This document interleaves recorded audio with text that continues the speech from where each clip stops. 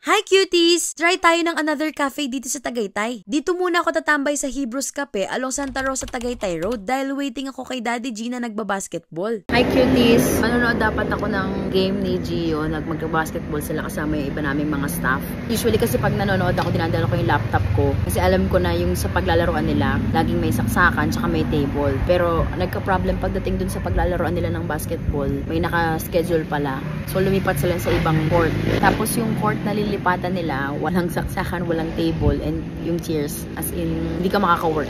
Sakto, buti na lang may malapit na coffee shop doon sa pinag-basketball nila, which is ito yung Hebrews Cafe. So sabi ko kay Gio, dito na lang muna ako. Ayun, that's why I'm here. Pagpasok, kitang-kita ang wide variety ng coffee beans na binebenta nila, available for retail, rebranding at wholesale. Bukod sa beans, marami din sila mga syrups, milk at iba pang supplies. Pero aakyat tayo sa taas since kakain ako muna habang nag-work. Ayos ang ambience dito, mahangin, tahimik at nakaka-relax. Work-friendly din kasi ang daming outlets dito. Bukod sa mga coffee drinks, meron din silang mga non-coffee selections like frap, milk tea, fruit tea, at foods like fries, nachos, waffle, pastries, sandwiches, and pasta. Ito yung mga in-order ko dito. Nag-order ako ng fries na 100 pesos. Okay naman, crispy at bagong luto. Masarap. Nagpasta din ako which is yung carbonara na 150 pesos. Good naman siya for its price. Masarap naman pero medyo mataas na kasi ang standards ko sa carbonara dahil ibang sarap ng carbonara ng mami ko. Pero ayos to, pwede na sa presyo. Sa drink naman, di ako nag-coffee since gabi na. Kaya ang tinry ko ay yung tablea choco nila na large size. Priced at 120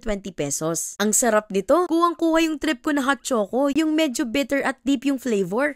Okay din. Hindi lang siyang thick yung texture, pero yung lasa, okay siya sa akin. Ang sarap. Ito yung gusto ko kasi ayoko ng matamis. I liked it. Gusto ko yung hot choco.